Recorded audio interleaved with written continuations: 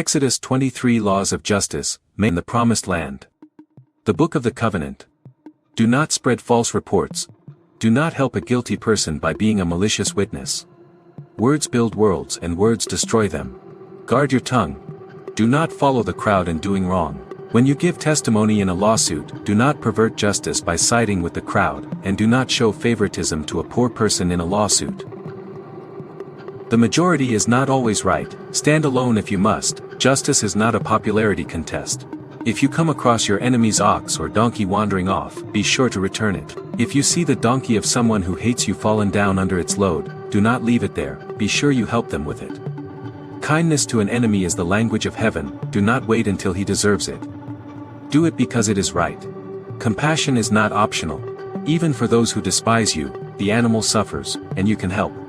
So help. Do not deny justice to your poor people in their lawsuits. Have nothing to do with a false charge and do not put an innocent or honest person to death. For I will not acquit the guilty. Justice is blind even to pity. The poor deserve a fair hearing, not a free pass. Truth matters more than sympathy. Do not oppress a foreigner, you yourselves know how it feels to be foreigners because you were foreigners in Egypt. Do not deny justice to your poor people. The powerful have advocates. The poor have only the law protected for them. Have nothing to do with a false charge. Do not participate in lies. Do not nod along with deception, truth is not negotiable. Do not accept a bribe, for a bribe blinds those who see and twists the words of the innocent.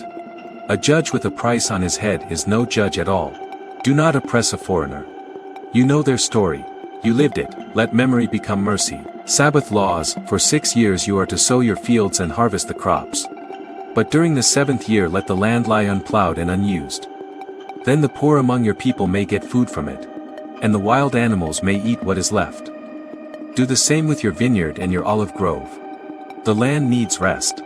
The poor need provisions. Let the land keep Sabbath and let the needy eat. 6 days do your work, but on the 7th day do not work. So that your ox and your donkey may rest, and so that the slave born in your household and the foreigner living among you may be refreshed. Be careful to do everything I have said to you. Do not invoke the names of other gods, do not let them be heard on your lips. The 3 annual festivals. 3 times a year, you are to celebrate a festival to me. Celebrate the festival of unleavened bread, for 7 days eat bread made without yeast. As I commanded you. Do this at the appointed time in the month of Aviv, for in that month you came out of Egypt. No one is to appear before me empty-handed. Celebrate the festival of harvest with the first fruits of the crops you sow in your field. Celebrate the festival of ingathering at the end of the year, when you gather in your crops from the field. 3 times a year, all the men are to appear before the sovereign Lord. Do not offer the blood of a sacrifice to me along with anything containing yeast. The fat of my festival offerings must not be kept until morning. Bring the best of the first fruits of your soil to the house of the Lord your God. Do not cook a young goat in its mother's milk. God's angel and the promise, see, I am sending an angel ahead of you to guard you along the way and to bring you to the place I have prepared. Pay attention to him and listen to what he says. Do not rebel against him, he will not forgive your rebellion. Since my name is in him, if you listen carefully to what he says and do all that I say, I will be an enemy to your enemies, and will oppose those who oppose you. My angel will go ahead of you, and bring you into the land of the Amorites, Hittites, Perizzites, Canaanites, Hivites and Jebusites. And I will wipe them out. Do not bow down before their gods or worship them or follow their practices. You must demolish them and break their sacred stones to pieces. Worship the Lord your God, and his blessing will be on your food and water.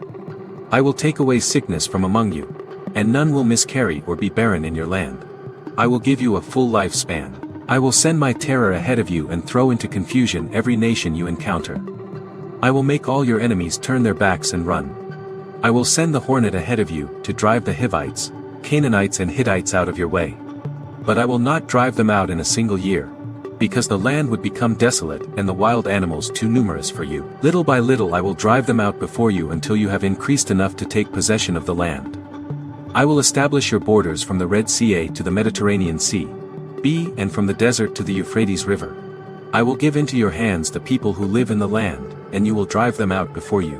Do not make a covenant with them or with their gods. Do not let them live in your land or they will cause you to sin against me, because the worship of their gods will certainly be a snare to you. Exodus 23, Justice Mercy 40.